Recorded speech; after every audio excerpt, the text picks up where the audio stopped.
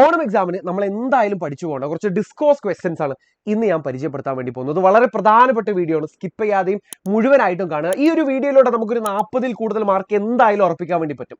ഒന്നാമതായിട്ട് നമ്മളോട് ഉറപ്പിക്കാം ഈ ഒരു ചോദ്യം എന്തായാലും വന്നിരിക്കും, സ്പീച്ച് എഴുതാൻ വേണ്ടിയിട്ട്. സോ അത് ഏത് ചാപ്റ്ററിലാണ് എന്നുള്ളതിൽ ചെറിയൊരു കൺഫ്യൂഷൻ ഉണ്ടെങ്കിലും എന്തായാലും നമ്മുടെ ഫസ്റ്റ് യൂണിറ്റിൽ നിന്നാണ് ഏറ്റവും കൂടുതൽ സ്പീച്ച് വരാനുള്ള സാധ്യത. നമുക്ക് ഒരു മോഡൽ ക്വസ്റ്റ്യൻ നോക്കാം. You are one of the participants of a panel discussion on the topic, the role of education in empowering Indian women. You are asked to welcome the panelists and introduce the topic. Draft the introductory speech. Speech എഴുതാനുള്ള ഒരു question കിട്ടിക്കഴിഞ്ഞാൽ എങ്ങനെ വേണം നമ്മൾ ഇത് എഴുതാൻ വേണ്ടിയിട്ട്? ആദ്യം ശ്രദ്ധിക്കുക, എന്താണ് നമ്മുടെ വിഷയം?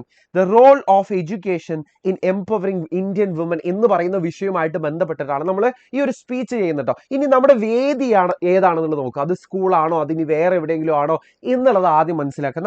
നമ്മുടെ വേദി എന്ന് പറയുന്നത് U are one of the participant, ഒരു പാനൽ ഡിസ്കഷനിലാണ്. അതായത് ആ ഒരു പാനൽ ഡിസ്കഷനിൽ പങ്കെടുത്തുകൊണ്ടാണ്, അതിൻ്റെ ഒരു ആമുഖ പ്രസംഗം പറഞ്ഞുകൊണ്ടാണ് നമ്മൾ തുടങ്ങുന്നത്. സോ ആ ആമുഖ പ്രസംഗത്തിൽ എന്തൊക്കെ വരണം എന്നുള്ളത് ഞാൻ കാണിച്ചു തരാം. സോ ബേസിക്കലി ഒരു സ്പീച്ചിന് ഒരു ഫോർമാറ്റ് നമ്മൾ സാധാരണഗതിയിൽ പറയാറില്ല, ഒരു ലെറ്റർ ഒക്കെ എഴുതുന്ന പോലെ. പക്ഷെ ചില കാര്യങ്ങൾ കൊടുത്തു കഴിഞ്ഞാൽ അത് വൃത്തിയാവും. ഒന്നാമതായിട്ട് നമ്മൾ എപ്പോഴും ഒരു സല്യൂട്ടേഷനിലാണ് സ്റ്റാർട്ട് ചെയ്യുന്നത്. സല്യൂട്ടേഷൻ എന്ന് വെച്ചാൽ എന്താ? നമ്മൾ വേദിയിൽ ഇരിക്കുന്ന ആളുകളെ അഭിസംബോധന ചെയ്യുക. ഗുഡ് മോർണിംഗ് എന്നോ ഗുഡ് ആഫ്റ്റർനൂൺ എന്നോ respected teachers and my dear friends എന്നൊക്കെ പറഞ്ഞുകൊണ്ട് നമുക്ക് തുടങ്ങാം.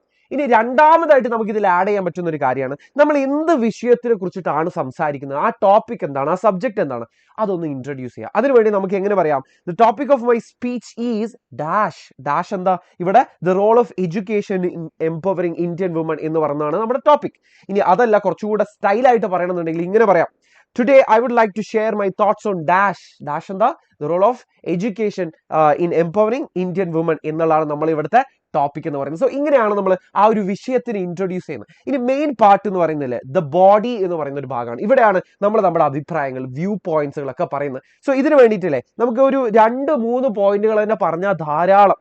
ആദ്യം നമുക്ക് പറയാം, first of all let me say എന്ന് പറഞ്ഞുകൊണ്ട് നമ്മൾ ഒന്നാമത്തെ പോയിന്റ് പറയാം.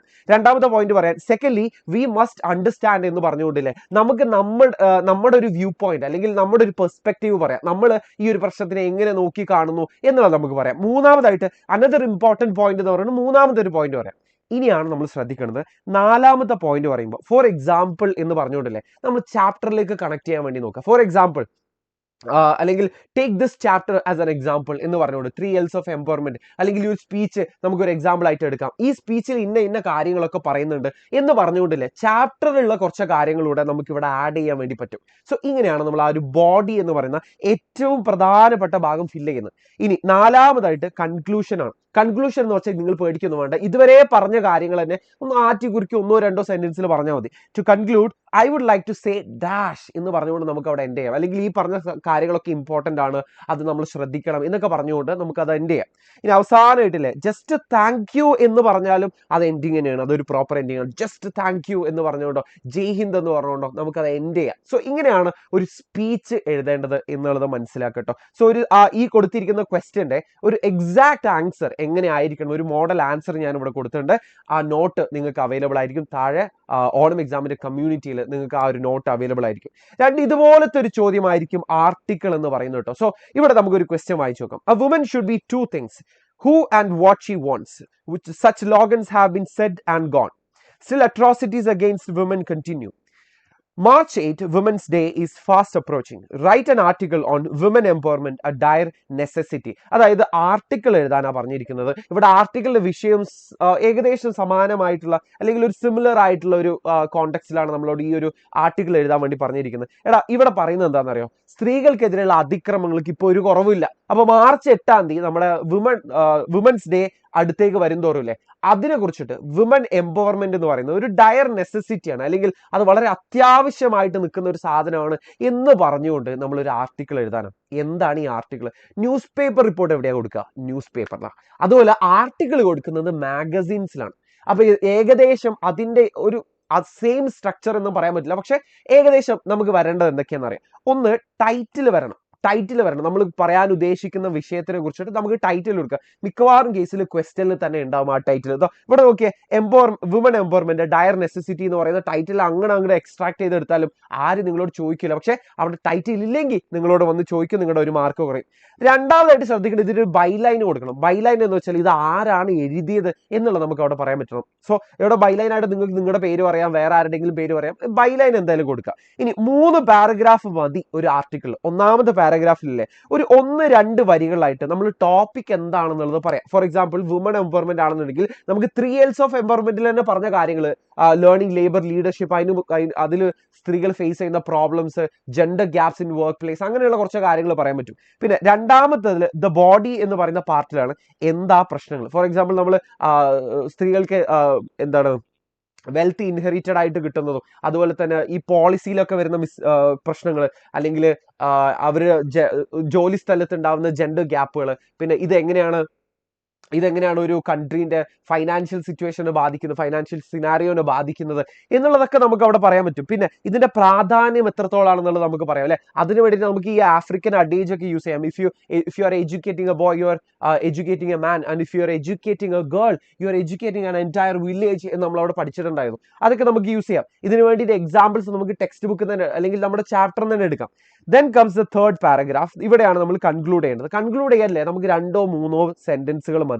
ഇവിടെ പ്രധാനമായിട്ട് നമ്മൾ ശ്രദ്ധിക്കേണ്ടതില്ലേ, ഒരു സൊല്യൂഷൻ കൊണ്ടുവരാൻ, ഏറ്റവും ബെറ്റർ ആയിട്ടുള്ള സൊല്യൂഷൻ കൊണ്ടുവരാൻ. ഇപ്പോൾ ഫോർ എക്സാമ്പിൾ ലീഡർഷിപ്പ് കഴിഞ്ഞതിന് ശേഷം നമ്മുടെ ക്രിസ്റ്റി ലഗാർഡ് അവസാന ഭാഗത്തേക്ക് പറയുന്നുണ്ടല്ലേ, സ്ത്രീകൾ അവരുടെ ആ ഒരു കംഫർട്ട് ബബിൾ ബേസ്റ്റ് ചെയ്തിട്ട് പുറത്തേക്ക് വരണം, ഡെയർ ദ ഡിഫറൻസ് എന്നൊക്കെ പറയുന്നത്. അതുപോലെ തന്നെ നമുക്ക് നമ്മുടേതായിട്ടുള്ള കുറച്ച് കാഴ്ചപ്പാടുകൾ നമുക്ക് പറയാൻ പറ്റണം. ഓക്കെ, അതല്ലാന്നുണ്ടെങ്കിൽ നമുക്ക് ടെക്സ്റ്റ് ബുക്ക് എടുത്താലും ആരും അതിന് മാർക്ക് കുറക്കാനൊന്നും പോകുന്നില്ല. സോ ടെക്സ്റ്റ് ബുക്കിൽ അവസാനത്തിൽ കുറച്ച് കാര്യങ്ങൾ സൊല്യൂഷൻ ആയിട്ട്, ഒരു പ്രൊപ്പോസിഷൻ ആയിട്ട് പറയുന്നുണ്ട്. ഓക്കെ, അതല്ലാതെ തന്നെ സൊല്യൂഷൻ ആയിട്ട് നമുക്ക് പറയാൻ പറ്റുന്നതാണ് ലേണിംഗ്, ലേബർ, ലീഡർഷിപ്പ് എന്ന് പറയുന്നതിന് വലിയൊരു മാറ്റം. സോ ഇതിന്റെയും ഒരു മോഡൽ ആൻസർ ഞാൻ ഇവിടെ കൊടുക്കുന്നുണ്ട്, നിങ്ങൾക്കൊന്ന് റെഫർ ചെയ്യാവുന്നതാണ്.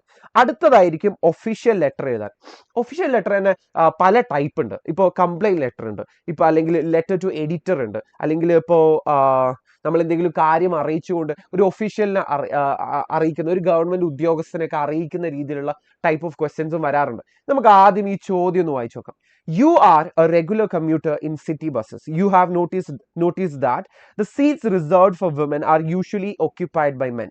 The conductor of the bus does not respond to your complaints and you decide to report it to the station master.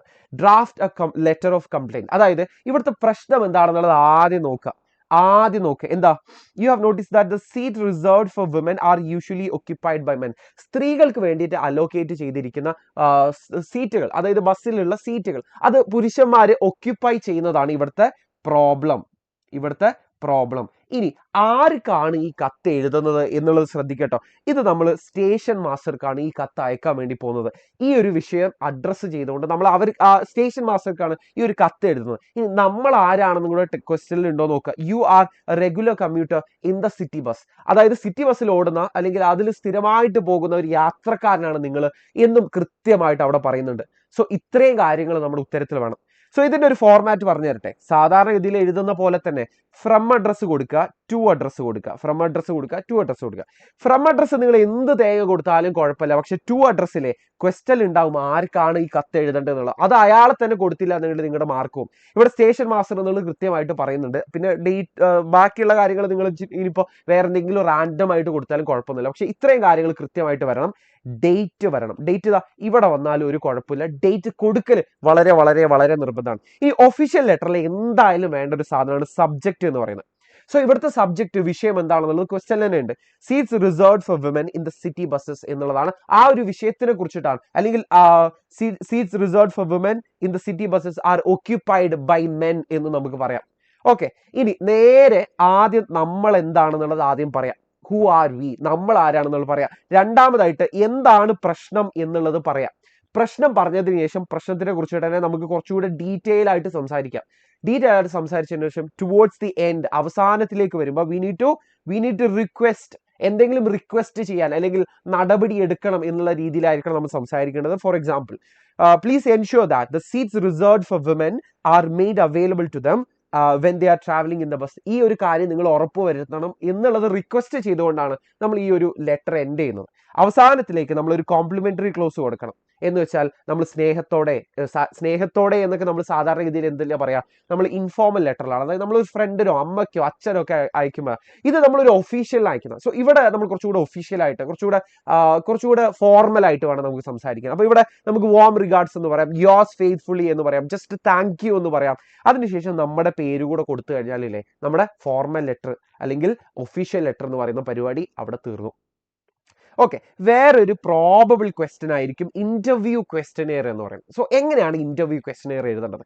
സാധാരണഗതിയിൽ ഏതെങ്കിലും ഒരു ഫീൽഡ്, ഏതെങ്കിലും ഒരു വിഷയത്തിലുള്ള എക്സ്പേർട്ട് ആയിട്ടുള്ള ഒരാളെ ആയിരിക്കും നമ്മൾ ഇന്റർവ്യൂ ചെയ്യാൻ വേണ്ടി പോകുന്നത്. അപ്പൊ അവരോട് ചോദിക്കേണ്ട ചോദ്യങ്ങൾ എന്ന് പറയുന്നത് അവർ എന്ത് ഫീൽഡിലാണോ എക്സ്പേർട്ട് ആയിരിക്കുന്നത് ആ വിഷയവുമായിട്ട് ബന്ധപ്പെട്ട ചോദ്യങ്ങൾ മാത്രമേ ചോദിക്കാറുള്ളൂ. നിങ്ങൾ വേറെ എന്തെങ്കിലും അൽക്കുലത്ത് ചോദ്യങ്ങൾ ചോദിച്ചാലല്ലേ അതിന് മാർക്ക് കിട്ടൂല. നിങ്ങൾ ഒരു ബന്ധമില്ലാത്ത, ഫോർ എക്സാമ്പിൾ അവരുടെ പേഴ്സണൽ ലൈഫിനെ കുറിച്ചിട്ട്, നിങ്ങൾക്ക് മക്കളുണ്ടോ, നിങ്ങളുടെ വീട് എവിടെയാണ്, അല്ലെങ്കിൽ നിങ്ങൾ രാവിലെ എന്താ കഴിച്ചത്, ഇമാതിരി ചോദ്യങ്ങൾ ചോദിക്കുന്നതിൽ ഒരു പ്രസക്തിയില്ല. അതല്ല നിങ്ങളിൽ നിന്ന് പ്രതീക്ഷിക്കുന്നത്. രണ്ട് കാര്യങ്ങൾ നിങ്ങൾ ഇന്റർവ്യൂ ക്വസ്റ്റ്യനെയർ ശ്രദ്ധിച്ചാൽ മതി. ഒന്ന്, കോണ്ടെക്സ്റ്റുവൽ ആയ ക്വസ്റ്റ്യൻ. അതായത് കോണ്ടെക്സ്റ്റുവൽ ആയ ക്വസ്റ്റ്യൻ എന്ന് പറയുമ്പോൾ, ഫോർ എക്സാമ്പിൾ ഈ ക്വസ്റ്റ്യൻ നോക്കി, imagine that a leading activist for woman rights is visiting your school. You are one of the students who got an opportunity to interact with her. Frame 4 questions on the need of woman empowerment that you wish to ask. വിഷയം എന്താണെന്നുള്ള കൃത്യമായിട്ട് തന്നിട്ടുണ്ട്. അവരാരാ ഈ പറഞ്ഞിട്ടുള്ള guest എന്ന് പറയുന്നതില്ലേ woman എംപവർമെന്റിലുള്ള leading ആയിട്ട് അതിന്റെ ഒരു ആക്ടിവിസ്റ്റ് ആണ്. അപ്പൊ ആ ആക്ടിവിസ്റ്റിനോട് നമ്മൾ എന്തൊക്കെ ചോദിക്കാൻ പാടുള്ളൂ? വുമൺ എംപവർമെന്റിനെ കുറിച്ചിട്ടേ ചോദിക്കാൻ പാടുള്ളൂ. ഇനി രണ്ടാമതായിട്ട് ശ്രദ്ധിക്കേണ്ടതില്ലേ, ഓപ്പൺ എൻഡഡ് ആയ ചോദ്യങ്ങൾ ചോദിക്കാൻ ശ്രദ്ധിക്കുക. What is open ended questions? What does it mean? എന്താണ് ഇതോട് ഉദ്ദേശിക്കുന്നത്? നമ്മൾ ചോദിക്കുന്ന ചോദ്യങ്ങളില്ലേ, for example, how has the government conceived the idea of woman empowerment? Government ഈ ഒരു വിഷയത്തിന്, വുമൺ എംപവർമെന്റ്, സ്ത്രീ ശാക്തീകരണത്തിന് എങ്ങനെയാണ് നോക്കിക്കാണുന്നത് എന്നുള്ള ചോദ്യത്തിനല്ലേ ഒറ്റ വാക്കിൽ മറുപടി പറയാൻ പറ്റുമോ? ഇല്ല. യെസ് ഓർ നോയിൽ മറുപടി പറയാൻ പറ്റുമോ? ഇല്ല. അങ്ങനെ യെസ് ഓർ നോയിലോ ഒരൊറ്റ വാക്കിലോ മറുപടി പറയാൻ പറ്റുന്ന ചോദ്യങ്ങളെയാണ് നമ്മൾ എന്ത് പറയാ, ക്ലോസ്ഡ് എൻഡഡ് ക്വസ്റ്റ്യൻ എന്നുള്ളത്. So in contrary, open ended questions എന്ന് പറയുമ്പോൾ എന്തായിരിക്കും സ്വാഭാവികമായിട്ടും, അതായത് ഈ പറഞ്ഞ പോലെ തന്നെ ഒരു ഡിസ്ക്രിപ്റ്റീവ് ആൻസർ ഒക്കെ പ്രതീക്ഷിച്ചുകൊണ്ടുള്ള, അല്ലെങ്കിൽ ഒരു പരന്ന ചോദ്യമാണ് അല്ലെ. ഞാനിപ്പോ നിങ്ങൾക്ക് പഴങ്കഞ്ഞിയാണോ ദോശയാണോ ഇഷ്ടം എന്നുള്ളത് ചോദിച്ചാൽ നമുക്ക് ഒരൊറ്റ ഉത്തരത്തിൽ അതിന്റെ മറുപടി പറയാം. അതിന്റെ പകരമായിട്ട് ഞാൻ ചോദിക്കുകയാണ്, പഴങ്കഞ്ഞി രാവിലെ കുടിക്കുന്നതിനോട് നിങ്ങളുടെ അഭിപ്രായം എന്താ എന്ന് ചോദിച്ചാൽ അതിന് നമുക്ക് ഒരൊറ്റ വാക്കിൽ മറുപടി പറയാൻ പറ്റൂല. സോ അങ്ങനത്തെ ചോദ്യങ്ങൾ ചോദിക്കാൻ ശ്രദ്ധിക്കുക. Moving on. ഇനി നമുക്ക് നോക്കാനുള്ളത് character sketch kind of questions വരാനുള്ള സാധ്യത വളരെ കൂടുതലാണ്. സോ ക്യാരക്ടർ സ്കെച്ചിലല്ലേ മെയിൻ ആയിട്ട് നമ്മൾ കൊടുക്കേണ്ട കാര്യങ്ങൾ ഞാൻ പറഞ്ഞുതരാം. സോ ഇവിടെ അജിത്തിന്റെ ക്യാരക്ടർ സ്കെച്ച് ആണ് നമ്മളോട് ചോദിച്ചിരിക്കുന്നത്. ക്യാരക്ടർ സ്കെച്ച് ചോദിക്കുന്ന സമയത്ത് മെയിൻ ഫോക്കസ് പോകേണ്ടത് ക്യാരക്ടറിലേക്കാണ്. ക്യാരക്ടറിന്റെ സ്വഭാവ വിശേഷണം, പിന്നെ അയാളെ കുറിച്ചിട്ട് കാഴ്ചയിലോ അല്ലെങ്കിൽ വേറെയുള്ള കാര്യങ്ങളിലോ നമുക്ക് പറയാൻ എക്സാമ്പിളുകൾ ഉണ്ടെങ്കിൽ അതിനു വേണ്ടി മാത്രം നമുക്ക് ചാപ്റ്ററിൽ നടന്ന കാര്യങ്ങൾ എടുത്തിട്ട് പറഞ്ഞാൽ മതി. ഫോർ എക്സാമ്പിൾ, ഇവിടെ നൊമിതയുടെ ഹസ്ബൻഡ് ആണെന്ന് പറയുമ്പോൾ അതാണ് റോൾ എന്ന് പറയുന്നത്, ആ ക്യാരക്ടറിന്റെ റോൾ അതാണ്. പിന്നെ അയാളുടെ ഒരു ആറ്റിറ്റ്യൂഡ്, അയാളുടെ ഒരു റിയൽ നേച്ചറിനെ കുറിച്ച് പറയാൻ ക്വസ്റ്റ്യൻ തന്നെ നമുക്കൊരു വാചകം തന്നിട്ടുണ്ട്. I do what I want what I please എന്ന് പറയുന്നുണ്ട്. അത് അയാളുടെ റിയൽ നേച്ചറിനെ കുറിച്ചിട്ടാണ് പറയുന്നത്. ഇനി അയാളുടെ സ്വഭാവത്തിനെ കുറിച്ചിട്ട് പറയുകയാണെങ്കിൽ ഭയങ്കര കൺട്രോളിംഗ് ആണ്, ഭയങ്കര ഡോമിനേറ്റിംഗ് ആണ്, ഡിസ്റെസ്പെക്ട്ഫുൾ ആണ്, പിന്നെ കെയർലെസ് ആൻഡ് ഇറസ്പോൺസിബിൾ ആയിട്ടുള്ള ഒരാളാണ്. കേട്ടോ, ഇത് ഞാൻ അയാളുടെ സ്വഭാവം പറഞ്ഞു, സ്വഭാവത്തിന് ഒരു എക്സാമ്പിൾ ആണ് ഈ കൊടുത്തിരിക്കുന്നത്, എക്സാമ്പിളുകളാണ് ഇത് ഈ കൊടുത്തിരിക്കുന്നത്. കൺട്രോൾ ആണെങ്കിൽ ഞാൻ വെറുതെ പറയില്ല, കൺട്രോളിങ് ആൾ എന്തുകൊണ്ടാണ് അങ്ങനെ പറയാനുള്ള കാരണം എന്നുള്ളതിന് ഒരു എക്സാമ്പിൾ കൂടെ കൊടുത്തിട്ടാണ് ഞാൻ അതിനെ സബ്സ്റ്റാൻഷിയേറ്റ് ചെയ്യുന്നത്, അല്ലെങ്കിൽ ഞാൻ അതിനെ ആർഗ്യൂ ചെയ്യുന്നത്. പിന്നെ representative of male dominated society, ഒരു ആൺ മേൽക്കോയ്മയുള്ള ഒരു സൊസൈറ്റിയുടെ ഒരു നേർചിത്രമാണ് ശരിക്കും പറഞ്ഞാൽ ഈ ഒരു വൃത്തികെട്ട മനുഷ്യൻ. സോ ഈ വൃത്തികെട്ട മനുഷ്യനെ കുറിച്ചിട്ട് പറയാൻ ഞാൻ വീണ്ടും ഒരു എക്സാമ്പിൾ കൊടുത്തിട്ടുണ്ട്. കവേർഡ്ലി ഇൻസൈഡ്, അതായത് ഉള്ളിൽ വലിയ ധൈര്യമൊന്നുമില്ല, പേടിത്തൊണ്ടരാ എന്നവിടെ പറയുന്നുണ്ട്. കോസ് ഓഫ് കോൺഫ്ലിക്റ്റ്, എന്ത് കാരണമാണ് ഇവർ തമ്മിലൊരു കോൺഫ്ലിക്റ്റ് ഉണ്ടാവുന്നത്, ഇവർ തമ്മിലൊരു കച്ചറ ഉണ്ടാവുന്നത് എന്നുള്ളത് നമുക്ക് അവിടെ പറയാം. In short, selfish, patriarchal and controlling, but his behavior finally brings out Namida's hidden strength. അതായത് ഇവിടെ പറയുന്നത് എന്താ, അയാൾ സെൽഫിഷ് ആയ ഒരാളാണ്, പെട്രിയാർക്കൽ, നേരത്തെ പറഞ്ഞ പോലെ തന്നെ ആൺ മേൽക്കോയ്മ, പെട്രിയാർക്കൽ ആണ്, അതുപോലെ തന്നെ കൺട്രോളിംഗ് ആയിട്ടുള്ള ഒരു ക്യാരക്ടറാണ് എന്നൊക്കെ പറയാം. ഇവിടെ നിങ്ങൾ ശ്രദ്ധിച്ചോ, ഞാൻ മെയിനായിട്ട് ആകെ ചെയ്തത് ആ ക്യാരക്ടറിന്റെ സ്വഭാവത്തിനെ കുറിച്ചിട്ടാണ് പറഞ്ഞത്. ആ സ്വഭാവത്തിനെ കുറിച്ചിട്ട് പറയാൻ വേണ്ടി മാത്രമാണ്, അല്ലെങ്കിൽ അതിന് ഞാനൊരു എക്സാമ്പിൾ മാത്രമാണ് ചാപ്റ്ററിൽ നിന്ന് എടുത്തത്. ഇങ്ങനെ വേണം നമ്മൾ ഒരു ക്യാരക്ടർ സ്കെച്ച് എഴുതാൻ വേണ്ടിയിട്ട് കേട്ടോ. ഓക്കെ, പിന്നെ ലെറ്റർ നമ്മൾ നോക്കി. ഫോർമൽ ലെറ്ററിന്റെ നേരെ ഓപ്പോസിറ്റ് ആയിരിക്കും നമ്മൾ ഇൻഫോർമൽ ലെറ്റർ. അതിൽ വലിയ മാറ്റങ്ങളൊന്നുമില്ല. ഇൻഫോർമൽ ലെറ്റർ എന്ന് വെച്ചാൽ നമുക്കിപ്പോൾ ഒരു ഫ്രണ്ടിന് എഴുതുന്നോ അമ്മക്ക് എഴുതുന്നോ തരത്തിലുള്ള കത്തുകളായിരിക്കും. അതിലും ഫ്രം അഡ്രസ്സും ടു അഡ്രസ്സും ഡേറ്റ് ഒക്കെ കൊടുക്കണം. പക്ഷെ എന്ത് വേണ്ട, സബ്ജക്റ്റ് വേണ്ട. ഈ കത്ത് നമ്മൾ സ്റ്റാർട്ട് ചെയ്യുന്നത് സല്യൂട്ടേഷനിൽ തന്നെ ആയിരിക്കട്ടെ നമ്മൾ സ്റ്റാർട്ട് ചെയ്യുന്നത്. അവസാനത്തിൽ നമ്മൾ കോംപ്ലിമെന്ററി ക്ലോസ് കൊടുക്കും. പക്ഷെ നമ്മളില്ലേ ഒഫീഷ്യൽ ലെറ്ററിൽ കോംപ്ലിമെന്ററി ക്ലോസ് കൊടുക്കുന്ന സമയത്ത് warm regards, yours faithfully, thank you എന്നൊക്കെ ആയിരിക്കും കൊടുക്കും. പക്ഷെ ഇവിടെ നമ്മൾ കുറച്ചുകൂടി സ്നേഹത്തോടെയാണ്. അപ്പൊ നമുക്ക് വിത്ത് ലവ് എന്ന് പറയാം, അല്ലെങ്കിൽ യോസ് ലവിംഗ്ലി എന്നൊക്കെ പറയാം. യോസ് ലവിംഗ്ലി എന്നൊക്കെ പറയാം. അവസാനം നമ്മുടെ പേര് കൊടുത്താൽ മതി. സെയിം സാധനം തന്നെയാണ്, പക്ഷെ ഇതിന്റെ ഒരു ടോണ് മാറ്റം ഉണ്ടാവുന്നുള്ളൂ. ഇതിൽ നമ്മൾ തുടക്കത്തിലില്ലേ നമ്മൾ ഇങ്ങനെ പറയും, I hope you are doing well, നിങ്ങൾ അവിടെ സുഖമായിട്ട് ഇരിക്കുന്നു എന്നൊക്കെ നമ്മൾ പറയും. അത് ഒഫീഷ്യൽ ലെറ്റർ നമ്മൾ പറയില്ല. നമ്മളവിടെ ഓഫീസറിനോട് നിങ്ങൾക്ക് സുഖമായിരിക്കുന്നു എന്ന് ഞാൻ വിശ്വസിക്കുന്നു എന്നുള്ളത് നമ്മൾ പറയില്ല. ഒഫീഷ്യൽ ലെറ്റർ നമ്മൾ നേരെ നമ്മൾ ആരാണ്, നമ്മുടെ കാര്യം എന്താണ്, പ്രശ്നം എന്താണെന്നുള്ളതേ പറയുള്ളൂ. പക്ഷെ ഇൻ കോൺട്രി നമ്മൾ ഇവിടെ ഒരു ഇൻഫോർമൽ ലെറ്ററിലാണെങ്കിൽ നിങ്ങൾ സുഖമായിട്ട് ഇരിക്കുന്നോ, സുഖമാണോ എന്നൊക്കെ ചോദിച്ചുകൊണ്ടായിരിക്കും നമ്മൾ തുടങ്ങുന്നുണ്ട്. സോ ആ ഒരു വ്യത്യാസം നിങ്ങൾ മനസ്സിലാക്കുക. ഓക്കെ, വേറൊരു ക്വസ്റ്റ്യൻ ആയിരിക്കും സ്ക്രിപ്റ്റ് ഫോർ പ്രസന്റേഷൻ എന്ന് പറയുന്നത്. സ്പീച്ച് പോലെ തന്നെയുള്ള ഒരു ചോദ്യം. നമുക്ക് കേൾക്കുമ്പോൾ ഇതെന്തോ പരിചയമില്ലാത്തൊരു ഡിസ്കോസ് ആണല്ലോ എന്ന് തോന്നിപ്പോ, പക്ഷെ ആക്ച്വലി ഇത് എന്ത് തന്നെയാണ്, ഇത് ശരിക്കും പറഞ്ഞാൽ നമ്മൾ സ്പീച്ച് പോലെ തന്നെ ഒരു സാധനമാണ്. ക്വസ്റ്റ്യൻ നോക്കിക്കോ. You are taking part in a panel discussion on the topic sharing is caring being conducted by the social science club of your school along with Snehathiram Charitable Trust, where a few eminent guests and other students are taking part. After the welcome speech, you are invited for panel presentation. Prepare the script for presentation. അതായത് sharing is caring എന്ന് പറഞ്ഞ ടോപ്പിക്കുമായിട്ട് ബന്ധപ്പെട്ട് നമ്മുടെ social science ക്ലബിലെ സ്കൂളിന്റെ social science club ഒരു പരിപാടി നടത്തുന്നു, ഒരു പാനൽ പ്രസന്റേഷൻ നടത്തുന്നുണ്ട്. അതായത് കുറച്ച് പേര് വട്ടത്തിലൊക്കെ ഇരുന്നിട്ട് ഇങ്ങനെ അവർക്ക് ആ വിഷയമായിട്ട് ബന്ധപ്പെട്ട കാര്യങ്ങൾ സംസാരിക്കുന്നതാണ് പാനൽ ഡിസ്കഷൻ എന്നതുകൊണ്ട് ഉദ്ദേശിക്കുന്നത്. ആ പാനൽ ഡിസ്കഷനിൽ നിങ്ങൾ അവതരിപ്പിച്ച പ്രസന്റേഷൻ, നിങ്ങൾ അവതരിപ്പിച്ച കാര്യം, അതിന്റെ സ്ക്രിപ്റ്റ് എഴുതുക എന്ന് പറയുമ്പോൾ അല്ലേ അത് സ്പീച്ച് പോലെ തന്നെയാണ് ശരിക്കും പറയുന്നത്. പക്ഷെ ആ വിഷയം എന്താണെന്നുള്ളത് നിങ്ങൾ ശ്രദ്ധിച്ചാൽ മതി. ഇതിലും നമ്മൾ സ്റ്റാർട്ട് ചെയ്യുന്നതില്ലേ ഇതുപോലെ ഇങ്ങനെ ഗുഡ് മോർണിംഗോ respected teachers and my dear friends എന്നോ ഗസ്റ്റുകളെ അഡ്രസ് ചെയ്തുകൊണ്ട് തന്നെ നമ്മൾ തുടങ്ങുക, just like in a speech. പിന്നെ അടുത്തത് നമ്മുടെ ടോപ്പിക് എന്താണെന്നുള്ളത് പറയാം, സ്പീച്ചിലൊക്കെ കൊടുക്കുന്ന പോലെ തന്നെ. Then when it comes to the body പാർട്ടിലാണ് നമ്മൾ നമ്മുടെ ജസ്റ്റിഫിക്കേഷൻസ്, നമ്മൾ ന്യൂസിൽ കണ്ടതോ റീൽസിൽ കണ്ടതോ സോഷ്യൽ മീഡിയയിൽ കണ്ടതോ അവിടെയും ഇവിടെയൊക്കെയുള്ള കാര്യങ്ങൾ ഷെയറിംഗ് ഈസ് കെയറിംഗ് എന്ന് പറഞ്ഞ ഇതുമായിട്ട് ബന്ധപ്പെടുത്തിയിട്ട് നമുക്ക് പറയാം. സോ സ്പീച്ചിൽ അതേ ഫോർമാറ്റ് തന്നെ നിങ്ങൾ ഫോളോ ചെയ്താൽ മതി. അവസാനത്തിലേക്ക് നിങ്ങൾ ഒരു കൺക്ലൂഷൻ കൊടുക്കുക, ഒരു താങ്ക് യു പറഞ്ഞുകൊണ്ട് എൻഡ് ചെയ്യാം. സോ ഇതിന്റെ ഒരു മോഡൽ ആൻസർ ഞാൻ ഇവിടെ കൊണ്ടുവന്നിട്ടുണ്ട്. അടുത്ത ഒരു പ്രോബബിൾ ക്വസ്റ്റ്യൻ ആയിരിക്കും റിപ്പോർട്ട് എന്ന് പറയുന്നത്. Programme report. ഒരു പരിപാടി നടത്തിയിട്ടുണ്ടാവും, ആ പരിപാടി നടത്തിയതുമായിട്ട് ബന്ധപ്പെട്ടുകൊണ്ട് നമ്മളോട് ഒരു റിപ്പോർട്ട് തയ്യാറാക്കാൻ ചോദിക്കും. സോ ഈ ഒരു ക്വസ്റ്റ്യൻ നോക്കിക്കോ. Imagine that you are the secretary of the social science club of your school. You are asked to prepare the report of film festival conducted under the auspices of the Social Science Club on March 8th, International Women's Day. ഇവിടെ എന്താണ് പറയുന്നത്? March 8 international women's day. ആ ദിവസം നമ്മുടെ social science club, നിങ്ങളുടെ സ്കൂളിലുള്ള social science club ഒരു film festival ഉണ്ടാക്കി. ആ ഫിലിം ഫെസ്റ്റിവലില് പരിപാടി നടത്തിയതിന്റെ റിപ്പോർട്ട് ആസ് എ സെക്രട്ടറി നിങ്ങൾ എഴുതണം. സെക്രട്ടറി നിങ്ങൾ എങ്ങനെയായിരിക്കും അത് എഴുതുക, അതിൻ്റെ ഒരു ഫോർമാറ്റ് എന്തായിരിക്കണം. സോ ഇങ്ങനെ ഒരു റിപ്പോർട്ട് ചോദിച്ചു കഴിഞ്ഞാൽ അതിലെന്തായാലും നമ്മളൊരു ടൈറ്റിൽ കൊടുക്കണം. ടൈറ്റിൽ കൊടുക്കുന്ന സിമ്പിൾ ആയിട്ട് ഇങ്ങനെ കൊടുക്കാം, report on film festival international women's day. Simple ആണ്. ക്വസ്റ്റ്യൻ തന്നെ ഉണ്ടാവും എന്തായിരിക്കും പരിപാടി എന്നുള്ളത്. പരിപാടി എന്താണെന്നുള്ളത് തന്നെ നിങ്ങൾക്ക് ഹെഡിങ് ആയിട്ട് കൊടുക്കാം. അടുത്തതായിട്ട് ബൈലൈൻ ആണ്. ബൈലൈനിൽ നമ്മൾ ആരാണെന്നുള്ളത് പറയാം. നമ്മളിവിടെ ആരാ, നമ്മളിവിടെ സെക്രട്ടറി ആണെന്ന് അവിടെ ഓൾറെഡി പറയുന്നുണ്ട്. ഇനിയാണ് ബോഡി എന്ന് പറയുന്ന മെയിൻ പാർട്ട്. ഈ ഹെഡിങ് ഒന്നും കൊടുക്കരുത് കേട്ടോ. ഹെഡിങ് കൊടുക്കണത് ബൈലൈന് ബോഡി ഇൻട്രൊഡക്ഷൻ മെയിൻ ഇവന്റ്സ് ഒന്നും കൊടുക്കണ്ട കേട്ടോ. സോ അതൊരു നോട്ടായിട്ട് നിങ്ങൾ ഒരു പാരഗ്രാഫ് ആയിട്ട് എഴുതിയാൽ മതി. ഇനി ആദ്യത്തെ ഇൻട്രൊഡക്ഷനിൽ വരേണ്ടത് എന്താണെന്ന് വെച്ചാൽ എന്തായിരുന്നു പരിപാടി, what was the event and then date, time, place, who organised it, ആരെ ഓർഗനൈസ് ചെയ്തത്, നമ്മുടെ സ്കൂളിലുള്ള സോഷ്യൽ സയൻസ് ക്ലബ്ബാണ്. ഇത്രയും കാര്യങ്ങളാണ് ഇൻട്രൊഡക്ഷനിൽ വരേണ്ടത്. ദെൻ മെയിൻ ഇവന്റ്സിൽ വരേണ്ടത് ആര് ഇനാഗ്രേറ്റ് ചെയ്തു, ആരൊക്കെയായിരുന്നു ചീഫ് ഗസ്റ്റുകൾ, പിന്നെ ആ ചീഫ് ഗസ്റ്റുകൾ സംസാരിച്ചിട്ടുള്ള കാര്യങ്ങൾ, അതിലുള്ള മെയിൻ ആക്ടിവിറ്റികൾ എന്തായിരുന്നു. ഫോർ എക്സാമ്പിൾ ഇവിടെ നമ്മൾ ഫിലിംസ് ആയിരുന്നു മെയിനായിട്ട് പ്രദർശിപ്പിച്ചത്, ഫിലിം ഫെസ്റ്റിവൽ ആണത്. സോ അതാണ് നമ്മുടെ ഒരു മെയിൻ ഹൈലൈറ്റ് എന്ന് പറയുന്നത്. സോ ഇതിൽ തന്നെ കുറച്ച് സ്പെഷ്യൽ മൊമെന്റുകൾ എന്തായിരുന്നു, അവിടെ ഉണ്ടായിരുന്ന ഡിസ്കഷൻസ് ഒക്കെ നമുക്ക് ആഡ് ചെയ്യാം. ദെൻ കൺക്ലൂഷൻ പാർട്ടിലെ ഓവറോൾ ആളുകൾ എങ്ങനെയാണ് ഇതിന്റെ ഒരു മെസ്സേജ് കൺവേ ചെയ്തത്, അല്ലെങ്കിൽ നമുക്ക് പറയാം മൊത്തത്തിൽ ഒരു താങ്ക്സ് പറഞ്ഞുകൊണ്ട് ഈ പരിപാടിയിൽ പങ്കെടുത്ത എല്ലാവർക്കും ഒരു താങ്ക്സ് പറഞ്ഞുകൊണ്ട് നമുക്ക് ഇതിനെ എൻഡ് ചെയ്യാൻ വേണ്ടി പറ്റും. സോ ഇതാണ് ഒരു റിപ്പോർട്ടിന്റെ ഫോർമാറ്റ് എന്ന് പറയുന്നത് കേട്ടോ. സോ ഇതിന്റെ ഒരു എക്സാമ്പിളും ഞാൻ ഇവിടെ കൊടുക്കുന്നുണ്ട്, നിങ്ങൾക്കൊന്ന് റെഫർ ചെയ്യാവുന്നതാണ്.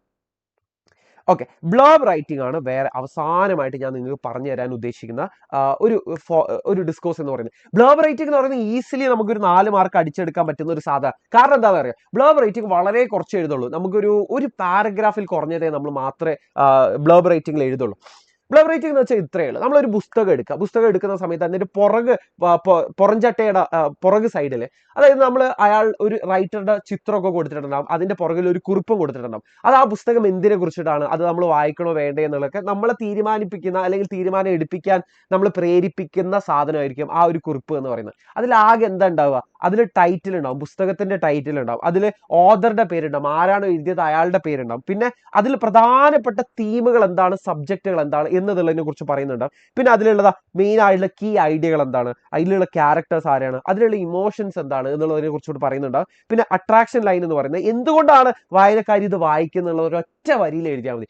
ഇത്രയും കാര്യങ്ങൾ അതിലുണ്ടെങ്കിലേ നിങ്ങൾക്ക് ഫുൾ മാർക്കാ, 4 മാർക്ക് നിങ്ങൾക്ക് കിട്ടും. വളരെ എളുപ്പത്തിൽ ഞാനൊരു എക്സാമ്പിൾ ഇവിടെ കൊടുത്തിട്ടുണ്ടോ. സോ ഇതാണ് നമ്മുടെ ടൈറ്റിൽ എന്ന് പറയുന്നത്, പുസ്തകത്തിന്റെ ടൈറ്റിൽ ഇതാണ് ഓഥറുടെ പേര് എന്ന് പറയുന്നത്, ഇതാണ് ഓഥറുടെ പേര്. ഞാൻ ഇതിൽ ക്യാരക്ടേഴ്സിന് കൊടുത്തിട്ടുണ്ട്, ഇതിന്റെ മെയിൻ തീമുകൾ എന്താണെന്നുള്ളത് കൊടുത്തിട്ടുണ്ട്, ഇനി എന്തുകൊണ്ടാണ് ആളുകൾ ഇത് വായിക്കേണ്ടത് എന്നുള്ളതൊക്കെ ഞാൻ കൊടുത്തിട്ടുണ്ട്. സോ ഇത്രയും കാര്യങ്ങളാണ് എന്തിൽ വരേണ്ടത്, ബ്ലർബ് റൈറ്റിംഗിൽ വരേണ്ടത്. സോ ഈ ഒരു കാര്യം ശ്രദ്ധിക്കുക, വളരെ എളുപ്പത്തിൽ 4 മാർക്ക് അടിച്ചെടുക്കാൻ വേണ്ടി പറ്റുന്ന ഒരു സാധനമായിരിക്കും. അവസാനമായിട്ട് നമുക്കില്ലേ പോയം കമ്പാരിസൺ ചെയ്യാം. 8 മാർക്കിനായിരിക്കും നമ്മളോട് ചോദിക്കുക. 2 ചാപ്റ്ററിന് നമുക്ക് പോയം കമ്പാരിസൺ വരുള്ളൂ. ഇത് നമുക്ക് ഒരുവിധമൊക്കെ റെഡിമെയ്ഡ് ആയിട്ട് തന്നെ പഠിച്ചു പോകും. ഒന്നാമതായിട്ട് നമ്മളോട് ചോദിക്കാൻ പോകുന്നത് എനി വുമനിൽ നിന്നായിരിക്കും, നമ്മുടെ 2ാമത്തെ ചാപ്റ്ററിനായിരിക്കും. പിന്നെ നമ്മളോട് ചോദിക്കാൻ സാധ്യത മെൻഡിങ് വാൾ എന്നാണ്. ഒരു 50-50 ചാൻസ് ആണ് 2 പോയത്തിനുള്ളത്. ഇവിടെ നമ്മളോട് മെൻഡിങ് വാളുമായിട്ടുള്ള ഒരു ബന്ധപ്പെട്ട ഒരു ഇതാണ് ചോദിച്ചത്. എന്താണ് കമ്പാരിസൺ, പോയം കമ്പാരിസൺ എന്ന് പറയുന്നത്? നമ്മൾ പഠിച്ചിട്ടുള്ള ഒരു പോയം പഠിക്കാത്ത, ഫെമിലിയർ അല്ലാത്ത, അറിയാത്ത ഒരു പോയിം തമ്മിൽ കമ്പയർ ചെയ്യാനാണ് ചോദിക്കുന്നത്. സോ കമ്പയർ ചെയ്യുന്ന സമയത്ത് ഇതിന്റെ തീം ഓൾമോസ്റ്റ് സെയിം ആയിരിക്കും, പക്ഷെ കുറച്ച് വ്യത്യാസങ്ങളേ ഉണ്ടാവുള്ളൂ. 2 ഡിഫറെന്റ് ആയ കവിതകളല്ലേ, അപ്പൊ അതിൽ എന്തായാലും ഒബ്വിയസ് ആയ മാറ്റങ്ങൾ ഉണ്ടാവും. അപ്പോൾ ഒബ്വിയസ് അല്ലാത്ത മാറ്റങ്ങളല്ലാത്ത ചില കോമൺ ആയ കാര്യങ്ങളുണ്ടാവും. തീമുകളിലൊക്കെ ചിലതൊക്കെ സിമിലർ ആയിരിക്കും. സോ അങ്ങനെയുള്ള കാര്യങ്ങളാണ് നമ്മൾ ഇവിടെ പറയേണ്ടത്. സോ ഇതിന്റെ ഒരു ഫോർമാറ്റ് ഞാൻ പറഞ്ഞുതരാം. ഒന്നാമതായിട്ട് ഇൻട്രൊഡക്ഷനിൽ 2 പോയറ്റിന്റെ പേരും പറയാം. രണ്ടാമതായിട്ട് ഇതിൽ കോമൺ ആയിട്ടുള്ള തീം ഉണ്ടാവും, സെൻട്രൽ ആയ തീം ഉണ്ടാവും. ഫോർ എക്സാമ്പിൾ ഈ പോയത്തിന്റെ പേര് തന്നെ നെയ്ബർ എന്നാണ്. നമ്മുടെ മെൻഡിങ് വാളും അൾട്ടിമേറ്റ്ലി ആ നെയ്ബേഴ്സ് തമ്മിലുള്ള റിലേഷൻഷിപ്പും അവർ തമ്മിലുള്ള ഒരു കമറാരിറ്റി ഒക്കെയാണ് സംസാരിക്കുന്നത്. സോ ഇവിടെ തന്നെ തീം തന്നെ നമുക്ക് സെൻട്രൽ തീം തന്നെ നമുക്ക് ഓൾമോസ്റ്റ് സിമിലർ ആണ്, പക്ഷെ അതിൽ തന്നെ കുറച്ച് വ്യത്യാസങ്ങൾ ഉണ്ടാവും. അതെന്താണെന്നുള്ളൂടെ ചേർത്തിട്ട് പറയാം തീംസിൽ. ഇനി എല്ലാ പോയത്തിനും ഒരു മൂഡ് ഉണ്ടാവും, അല്ലെങ്കിൽ ഒരു ടോൺ ഉണ്ടാവും. ഫോർ എക്സാമ്പിൾ ഇല്ലേ, നമ്മുടെ മെൻഡിങ് വാൾ എന്ന് പറയുന്ന poem it's highly reflective or questioning ആയിട്ടുള്ള ഒരു പോയമാണെന്ന് കാണാം. ഓക്കെ, അതുപോലെ നമുക്ക് കിട്ടിയിട്ടുള്ള പോയം ഏത് ടോണിലാണ് വരുന്നത് നിങ്ങൾ ജസ്റ്റ് ഒന്ന് അസസ് ചെയ്തിട്ട് അവിടെ കൊണ്ട് കൊടുക്കുക. പിന്നെ സ്റ്റൈലും സ്ട്രക്ചറോട് ഉദ്ദേശിക്കുന്നില്ല. ചില കവിതകളൊക്കെ ഇപ്പോൾ 4 വരിയുടെ സ്റ്റാൻസയിലൊക്കെ പോകും, അതാണ് അതിന്റെ സ്ട്രക്ചർ എന്ന് പറയുന്നത് കേട്ടോ, അല്ലെങ്കിൽ അതിന്റെ ലെങ്ത് എന്ന് പറയുന്നത്. ഇനി അതല്ല, അതിന്റെ താളബോധത്തിനെ കുറിച്ച് നമുക്ക് പറയാം. റൈമിംഗ് വേർഡ്സ് ഒക്കെ ഉണ്ടെങ്കിൽ അത് റൈമിംഗ് ആണെന്ന് പറയും. ഇനി ഒരു റൈമും ഇല്ലെങ്കിൽ അതൊരു ഫ്രീ വേഴ്സ് ആണെന്ന് പറയാം അല്ലെ. ഫ്രീ വേഴ്സ് ആണ് നമ്മുടെ മെൻഡിങ് വാൾ എന്ന് പറയുന്നത്.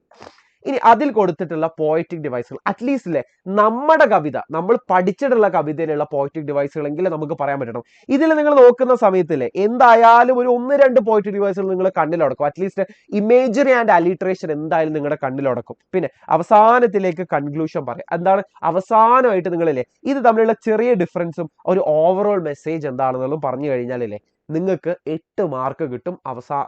അതായത് നമ്മുടെ ഏറ്റവും അവസാനത്തെ ക്വസ്റ്റ്യൻ ആയിരിക്കും നമ്മുടെ പോയം കമ്പാരിസൺ എന്ന് പറയുന്നത്. ഇതിനൊരു 8 മാർക്ക് നിങ്ങൾക്ക് എന്തായാലും കിട്ടിയിരിക്കും. ഓക്കെ, ബാക്കിയുള്ള ക്വസ്റ്റ്യൻസ് ഒക്കെ നമ്മൾ ഓൾറെഡി ഡിസ്കസ് ചെയ്തിട്ടുള്ള. സോ ഓണം എക്സാമിന് എന്തായാലും നിങ്ങൾ പഠിച്ചു പോകേണ്ട ഡിസ്കോഴ്സുകളുടെ ഫോർമാറ്റുകളാണ് ഞാൻ ഇപ്പോൾ പറഞ്ഞു തന്നിട്ടുള്ളത്. ഈ പറഞ്ഞതിൻ്റെ അത്രയും ഉത്തരങ്ങൾ, ആൻസറുകൾ ഞാൻ ഒരു നോട്ടാക്കിയിട്ട് ഞാൻ താഴെ കമ്മ്യൂണിറ്റിയിൽ കൊടുക്കുന്നതായിരിക്കും. സോ ഇത് നിങ്ങൾക്ക് അവൈലബിൾ ആയിട്ട് കിട്ടണമെന്നുണ്ടെങ്കിൽ നിങ്ങൾ ആകെ ചെയ്യേണ്ടത് താഴെ ഓണം എക്സാമിന് മാത്രം ഫോക്കസ് ചെയ്തുകൊണ്ടുള്ള ഈ ഒരു കമ്മ്യൂണിറ്റിയിൽ നിങ്ങൾ ഇപ്പോൾ തന്നെ പോയി ജോയിൻ ചെയ്യുക. അവിടെ നിങ്ങൾക്ക് ഈ ഒരു നോട്ട് അവൈലബിൾ ആയിരിക്കും. അതെന്തായാലും നിങ്ങളൊന്ന് പരമാവധി പ്രയോജനപ്പെടുത്തുക. അപ്പോൾ എക്സാമിനുള്ള പ്രിപ്പറേഷൻസ് ഒക്കെ അടിപൊളിയായിട്ട് നടക്കുന്നത്. ബൈ.